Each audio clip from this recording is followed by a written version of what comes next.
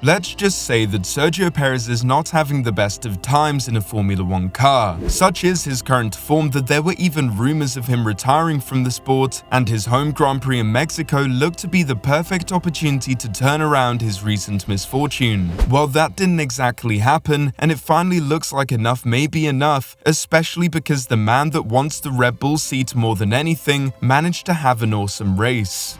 Want to know what the latest Perez result means for his future? Surely this is only good news for Daniel, and what did Horner think of his number 2 driver failing to finish another race? And stick around to the end, as Horner had a pretty cryptic message to Perez after the Honey Badger's performance. This season has really been dominated by one man and one man only, and his name is Max Verstappen. And at the moment, there seem to be 3 inevitabilities in life: death, taxes, and Max winning the Grand Prix on a Sunday. The Red Bull driver produced a superb start to pass the pole sitter Charles Leclerc and his Ferrari teammate Carlos Sainz on the crucial run to the first corner at the Autodromo Hermanos Rodriguez, where the unique conditions make overtaking very difficult.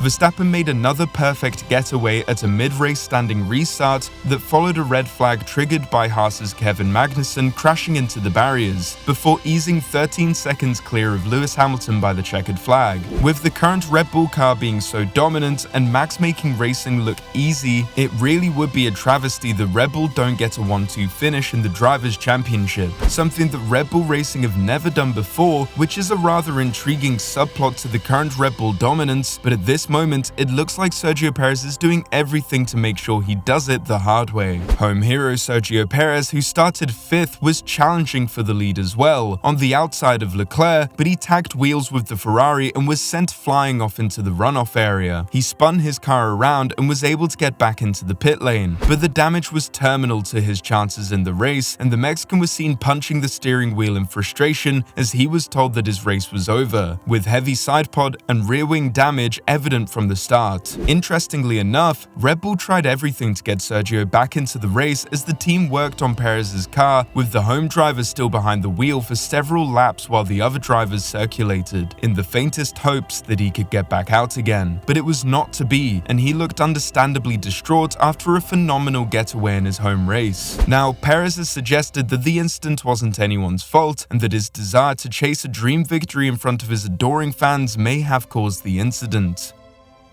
Yes, there were 3 of us in T1, and with these very wide cars, it was complicated to get through. I took a risk and it didn't pay off. It's a shame that it happened here in front of my home crowd. It's the worst thing that could have happened. I didn't think Leclerc would brake so late, said Sergio.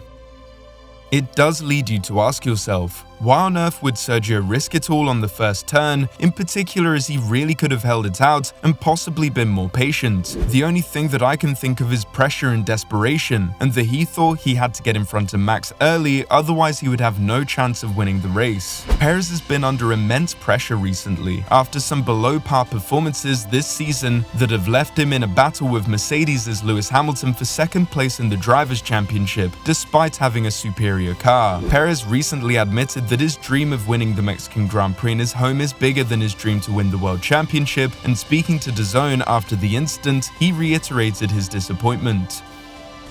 Sad indeed. Today was my chance, he said. I had a very good start. I was thinking about winning. I didn't want to be on the podium. I have been on the podium for 2 years in a row, and the truth is, I was thinking only about winning today no matter what. I saw the opportunity and went for it. In retrospect, I risked a lot, but if he had made it, he would have come out of the first corner in 1st place.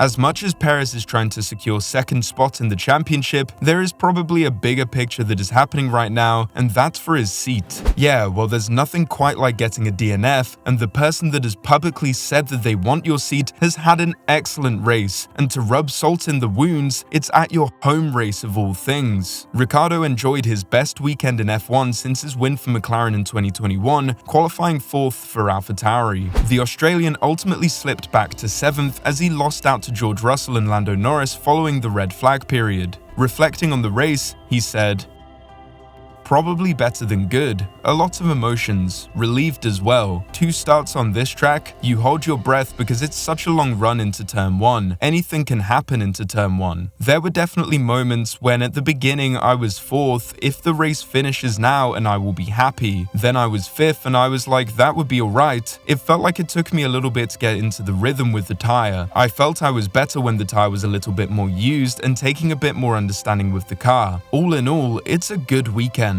After last week, this is really the weekend I dreamed of, and we got it.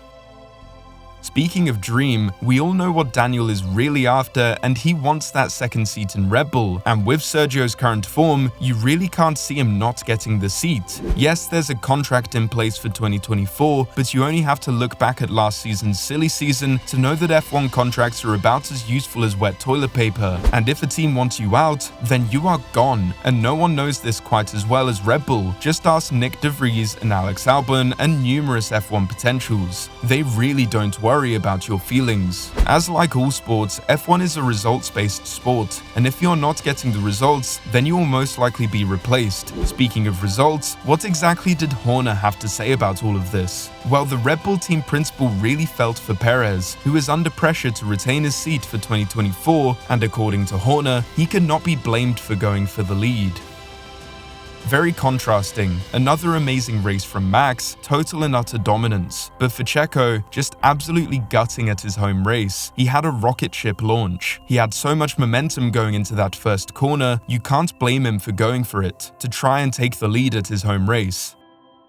Asked whether or not he needs to sit down and have a conversation with Perez, Horner replied, "He's got 13 years of experience in Formula 1, and I think when you're going through a difficult moment, it's important to support him. He was having a great weekend until that point. He was going for the lead at his home race in Mexico City, with a crowd that has insane support behind him. 3-1 doesn't go, and unfortunately he was on the wrong side of it."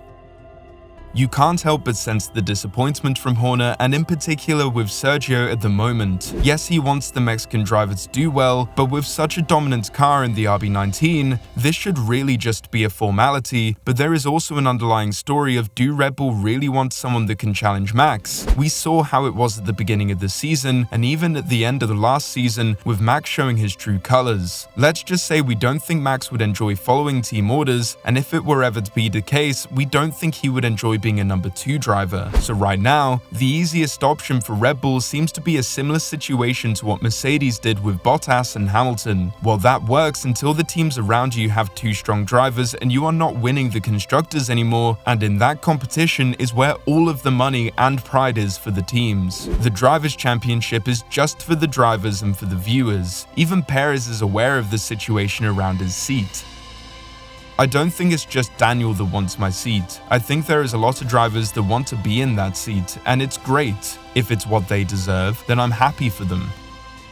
It also doesn't help when your boss praises the driver that they are thinking of replacing you with. Having qualified a sensational P4 in his second race back from injury, Ricciardo turned that into a P7 finish, falling narrowly short of P6 as he harried Mercedes' George Russell on the final laps. Horner lauded Ricciardo's display while reiterating that the task at hand for Red Bull is to start building Perez's confidence again as well.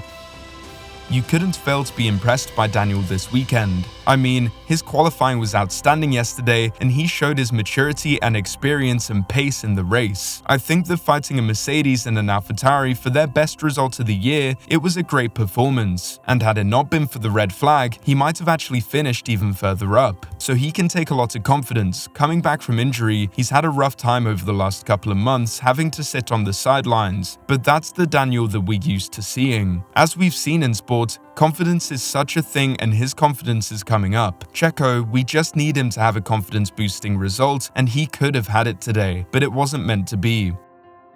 Well, if Daniel keeps this up, then surely he is a shoo-in for the Red Bull seat.